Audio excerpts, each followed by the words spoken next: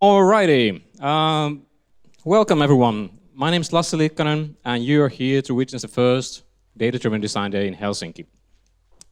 I'm extremely glad to see you, so many of you here today. This event is kind of a pilot or an experiment around the data-driven design itself. And the fact that you've all gathered here today kind of proves my point about that there's some sort of interest in this event. Here today we're going to have two handfuls of very interesting talks presented by the pioneering digital service creators in Finland. We still have a few seats here left, here and there, so please occupy them. And as expected, we're going to be running out of seats, so particularly if you're from SC5 and you don't have your ticket, please give a seat to the people who registered, actually. Thank you. But then to the main deal. My goal in giving this opening speech is to give you some sort of idea why the heck we're here today, or why the heck I eventually organized this event, what's going to be happening, and how we're going to run this show today. So, regarding my motivations, first of all, as some of you may know, SC5 has been kind of working on different kind of agile stuff, including lean UX work recently, and trying to promote that. However, that's not kind of enough for many purposes. And I know that there's been, the lean UX can be seen as a part of bigger data-driven design cult or philosophy that's around design nowadays. And I wanted to see that what sort of examples of data-driven design we can find from Finland and try to bring the most interesting examples here in one event. I think I pretty much succeeded in doing that. I also wanted to find out if there's actually an audience, other people who are interested in this kind of things besides myself. And I think you all here today prove this thing, I'm right. And finally, my decision to keep this event open with the kind help from my employer, SC5, was the fact that I wanted to be able to share some sort of knowledge and practices around how the data-driven design actually goes around.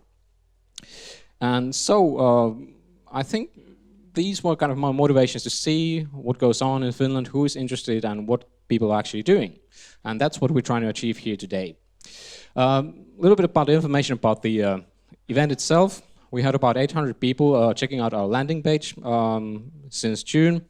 We had about 160 registrations actually, 63 people collected a ticket, then we have a dropout rate, and now we're basically full room. There's actually one seat left here, or two seats in the front row, so if someone wants to take a seat, please come here, because it's going to be pretty packed. You probably want to sit at some point, because the talks are going to be so mind-blowing.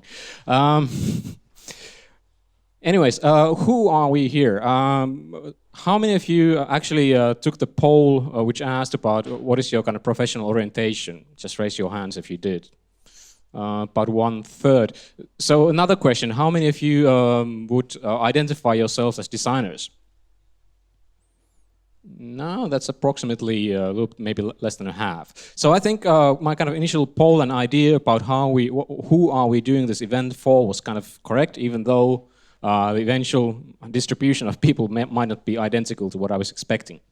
But nevertheless, I think we're kind of ready to move forward to my brief explanation of what I see the data-driven design to be about.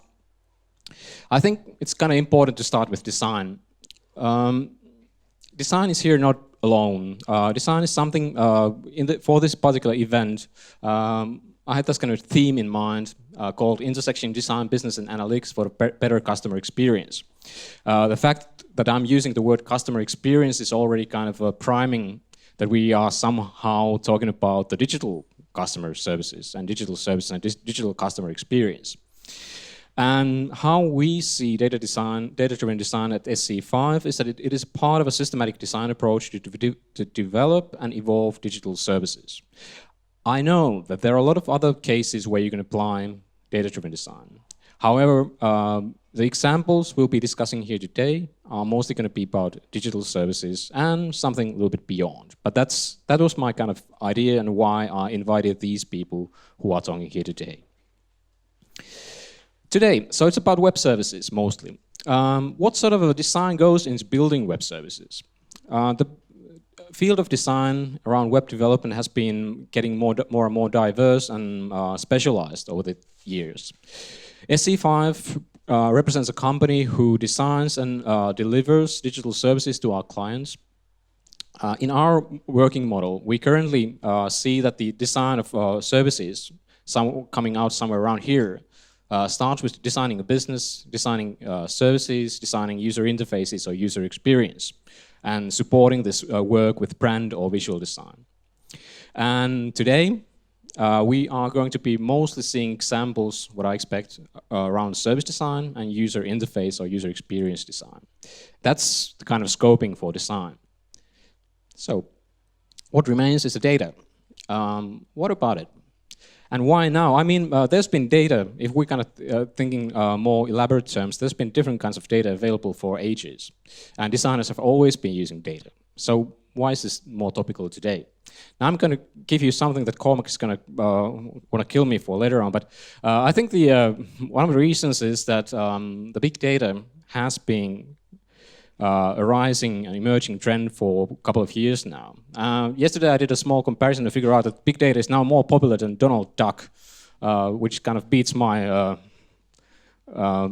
child time hero. I think that's kind of sad development for humankind, but what can you do?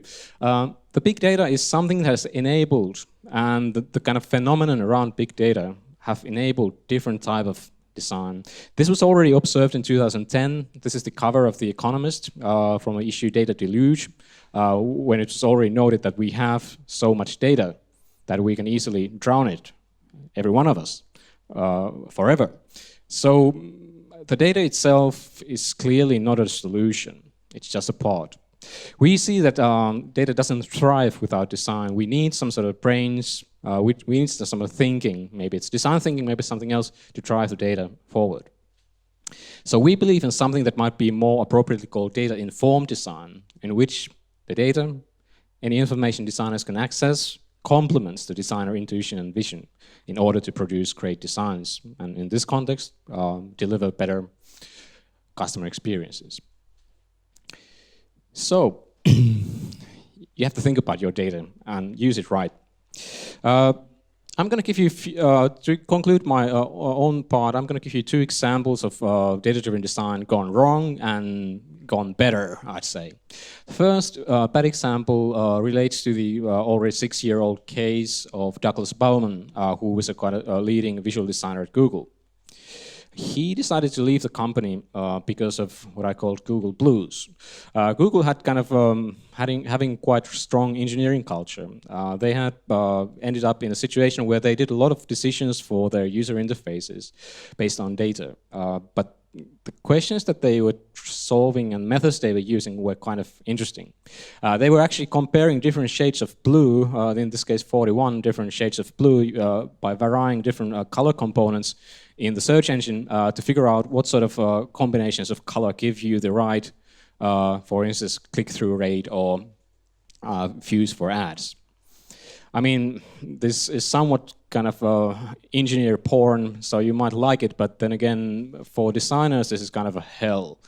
It also gives you the idea that there's a way to do this thing wrong. And I think the way to do this, you have to kind of understand that there are limitations to what you do with data-driven design. If this thing here represents some sort of design space or solution space where you can go, the problem with data-driven design is that it can help you to kind of climb the small hills. But it can never help you, or at least that's what I'm claiming here, it can't help you to jump on a different hill. But once you get on board a different hill, then it can help you climb upwards. But you need the designers, you need the human intuition to go there. I don't think the algorithms are going to help or the data is going to help. So, in terms of big data reserves a complement from different kind of qualitative data or thick data, as Pamela Pavlicek calls it. Then the good example, before I conclude. Has anyone idea what this is? Has anyone been aboard on it? Yeah, it's a bus. It's definitely a bus. This is a part of the Kenyan central Nairobi public transportation system, which is kind of semi-controlled by the city government. However, until 2013, no one really knew. There were like tens and tens of matatu lines running around the city, but no one really knew where they went. And so anyone who wanted to kind of get along had to kind of figure their own way out. And the MIT Civic Design Lab then ran a project pretty much crowdsourcing using smartphones in order to figure out where the bus lines run. And they were, last year, 2014, they were able to produce a map of all the current matatu lines. They were able to produce data that was actionable for digital service designers. They were able to kind of build in seeds for creating new services. And nowadays, during last year, developers, mostly from US, who are doing this kind of charity work, have been then building different applications on this data, which will actually help the people in Nairobi to navigate around the city and its kind of chaotic system of matatus. So, our kind of vision is that, in order to use data-driven design, you must know where you're going. And then, if you know where you're going and you have some sort of ideas how to get there, data-driven design can kind of help you get there faster. That's what we think. So, that's much for the ceremony, folks.